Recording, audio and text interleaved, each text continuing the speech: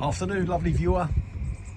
Well, I wasn't planning on doing another video, but this morning the postman has arrived and I've answered the door, and this magnificent rose was gifted to me.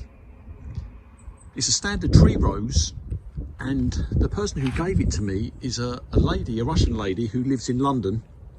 My Cute Rose Garden and the Dog. She has her own YouTube channel, and she sent me this lovely rose. It's Lion's Rose, otherwise known as Champagne Moment or Lion's Fairytale, I believe. It's a Kordes rose, and I haven't got any standard tree roses in my garden at all. That's a sucker that's growing up there, but look at that root ball. See all those fibrous roots as well as the larger roots. This is in fantastic condition. It really is. Huge root ball there. And a massive thank you to My Cute Rose Garden and her dog. She's got some fantastic roses, many of which she gets from abroad.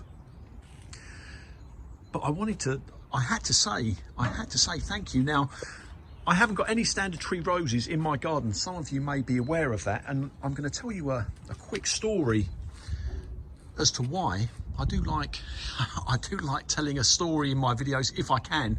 When I was a child growing up, my dad, he had many rose gardens, many roses in our garden, and he had many standard tree roses. But sadly, the relationship between him and my sister, his stepdaughter, my sister's stepfather, they didn't get on too well. And when I was about 11 years old, I guess, my mum and dad, they got divorced, and he left home. And a year or two later, I've come home from school, and there must have been a dozen standard tree roses just in our front garden. And when I got home from school one day, my sister, she got a saw and she chopped down all of my dad's roses in the front garden and in the back garden, and basically just left them there in a heap. And I can remember, even as a child, you know, I had to get rid of these roses, so I built a bonfire and I burnt them all, and I had to, the stumps of the roses that were left, I had to dig them all up and, you know, try and neaten it up as best as I could. But whenever I see a standard tree rose now, it kind of reminds me of that. And for one reason or another, I just didn't fancy buying one myself. But now I've got this, I'm over the moon. I'm absolutely over the moon, because it makes sense for me to own standard tree roses in my garden with rabbits and etc. The problems that I have in my garden, it makes absolute sense for me to have these standard tree roses. So thank you very much. That really is very much appreciated, and I'm touched. I really am. So thank you very much. But this is a rose. It's going to go potted. I think it's going to go by the front door, or possibly it's going to go here. Now, my mum, she has Champagne Moment, and even last year with the weather we had and the problems that I had with disease, Champagne Moment done extremely well. It's a rose that flowers particularly well.